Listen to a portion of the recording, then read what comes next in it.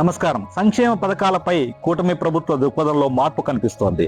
గత వైఎస్ఆర్ కాంగ్రెస్ ప్రభుత్వం ప్రజలకు అనేక సంక్షేమ పథకాలను చేరువ చేసినప్పటికీ అధికారానికి మాత్రం ప్రజలు వారిని దూరంగా ఉంచేశారనే భావనపై ఇప్పుడు కూటమి నేతలు విశ్లేషణలు చేస్తూ ఉన్నారు. ప్రజలకు సంక్షేమాన్ని అందించడంతో పాటు వారికి ప్రత్యామ్నాయంగా ఏ రకంగా చేరువ కావాలనే వ్యూహాలను రచించుకోకపోతే వచ్చే ఎన్నికల్లో తాము తిరిగి అధికారంలోకి రాలేమో అనే భావన అటు కూటమి నేతల్లో పెద్ద ఎత్తున వ్యక్తమవుతోంది. దీనికి సంబంధించిన మరింత విశ్లేషణను ఈ స్టోరీలో చూద్దాం.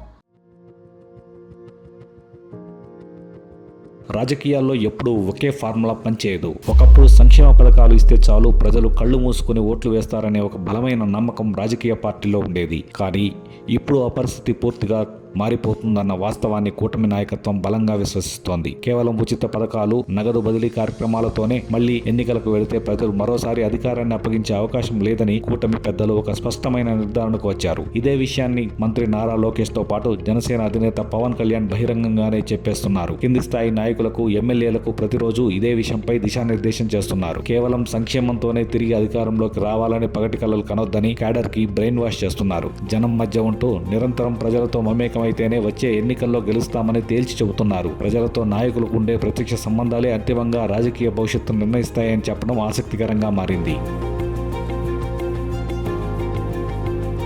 మంత్రి నారా లోకేష్, ఉప ముఖ్యమంత్రి పవన్ కళ్యాణ్ ఈ మాటలను బహిరంగ వేదికల మీద చెబుతున్నప్పటికీ ముఖ్యమంత్రి నారా చంద్రబాబు నాయుడు మనసులోని ఖచ్చితంగా ఇదే బలమైన అభిప్రాయం నాటుకుపోయిందన్న చర్చ జరుగుతోంది. దీనికి ప్రధాన కారణం రాష్ట్రంలో గత వైఎస్ఆర్ కాంగ్రెస్ ప్రభుత్వం అనుసరించిన విధానాలు, వారికి ఎదురైన ఘోర పరాభవమే. 5 ఏళ్ల పాటు వైఎస్ జగన్ ప్రభుత్వం అభివృద్ధిని పూర్తిగా పక్కన పెట్టి కేవలం సంక్షేమ పథకాలను మాత్రమే అమలు చేసింది. బటన్ నొక్కి నగదు బదిలీ చేస్తే చాలు మళ్లీ సునాయాసంగా అధికారంలోకి వచ్చేస్తామన్న వైసీపీ కలలను రాష్ట్ర ప్రజలు దారుణంగా చెదరగొట్టేశారు. ఆ పార్టీని కేవలం 11 సీట్లకే పరిమితం చేసి చరిత్రలోనే కనీ విని ఎరగని గుణపాఠాన్ని చెప్పారు. ప్రజలు కేవలం ఉచిత పథకాలను మాత్రమే కోరుకోవటం లేదని, రాష్ట్రానికి భవిష్యత్తు, యువతకు ఉపాధి, మౌలిక సదుపాయాల కల్పన కావాలని కూటమి ప్రభుత్వం స్పష్టంగా గుర్తించింది. నాయకులు నేరుగా జగన్లోకి వెళ్లి వారి కష్టసుఖాల్లో పాలు పంచుకోవడం వల్లే పునాదులు పదిలంగా ఉంటాయని చంద్రబాబు భావిస్తున్నారు.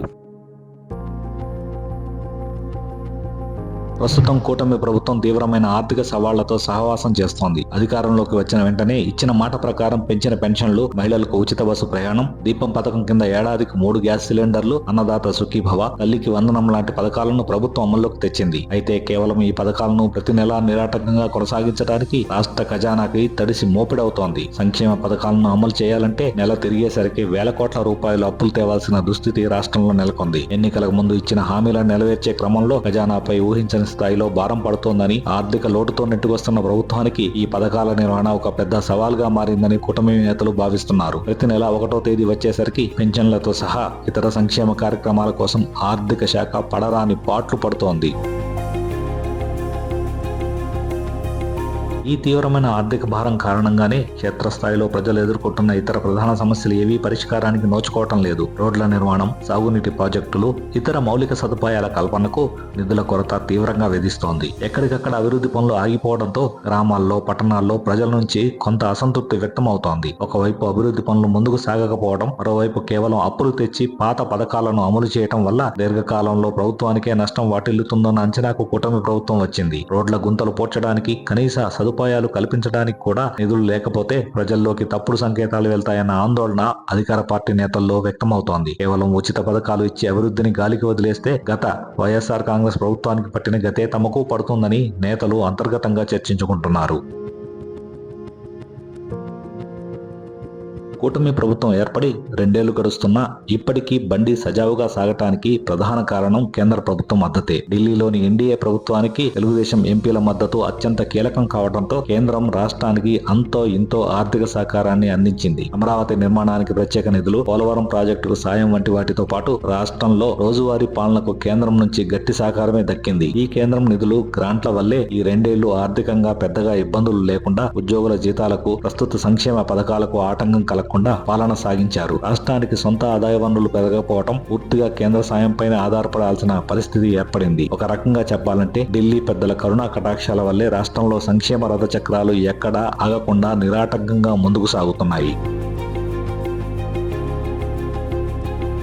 కానీ భవిష్యత్తులో ఈ పరిస్థితి ఎప్పుడూ ఒకేలా ఉంటుందని చెప్పలేం. రానున్న కాలంలో కేంద్రం నుంచి నిధుల ప్రవాహం తగ్గితే రాష్ట్ర ఆర్థిక పరిస్థితి ఎలా ఉంటుందన్నది ఊహకు కూడా అందని పరిస్థితి. ఈ కఠినమైన ఆర్థిక వాస్తవాల నేపథ్యంలోనే కూటమి నేతల మాటల్లో స్పష్టమైన మార్పు కనిపిస్తోంది. ఎన్నికల ముందు ప్రకటించిన ప్రతిష్టాత్మక సూపర్ 6 మేనిఫెస్టోలో ఇంకా అమలుకు నోచుకోకుండా మిగిలిపోయిన భారీ వ్యయంతో కూడిన హామీలను ఇప్పట్లో అమలు చేసే అవకాశం ఏమాత్రం లేదని అధికార వర్గాల మాటలను బట్టి అర్థమవుతోంది. రాష్ట్ర సొంత ఖజానా ఎట్టి పరిస్థితుల్లోనూ ఆ హామీలను మోసే స్థితిలో లేదు. దీంతో ఆ హామీల ప్రస్తావన తీసుకురాకుండా నాయకులు జాగ్రత్త పడుతున్నారు. సూపర్ 6 లోని కొన్ని పథకాలను వాయిదా వేయటం మినహా ప్రభుత్వానికి వేరే ప్రత్యామ్నాయం కనిపించడం లేదు. ఆర్థిక పరిస్థితి గాడిలో పడే వరకు వీటి గురించి ఆలోచించే అవకాశం లేదని స్పష్టమవుతోంది.